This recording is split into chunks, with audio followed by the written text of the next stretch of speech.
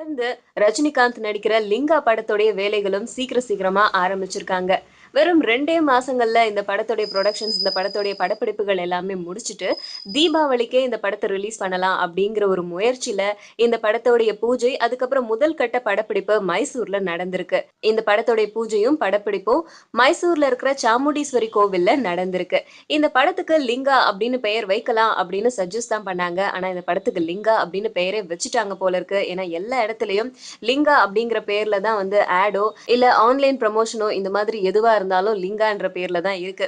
இந்த பெயருக்கு காரணம் என்ன அப்படின்னு கேட்கும்போது ரஜினியோடைய மகளான ஐஸ்வர்யாவுடைய மகனுக்கு லிங்கா அப்படின்னு பேர் வச்சாராம் ரஜினிகாந்த். அதையே ரஜினிகாந்தோடைய படத்துக்கும் பெயரா வச்சிரலாம் அப்படின்னு சொல்லிதான் லிங்கா அப்படிங்கிற டைட்டிலை சூஸ் பண்ணியிருக்காங்க. இந்த மாதிரி இன்னும் நிறைய சுவாரஸ்யமான தகவல் இந்த லிங்கா படம் முடியறதுக்குள்ள நமக்கு கிடைக்கும்.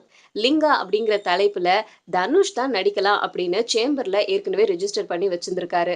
ஆனா மாமனாருக்கு இந்த டைட்டில் பிடிச்சிரவே நீங்க எடுத்துக்கோங்க அப்படின்னு தனுஷ் இந்த டைட்டில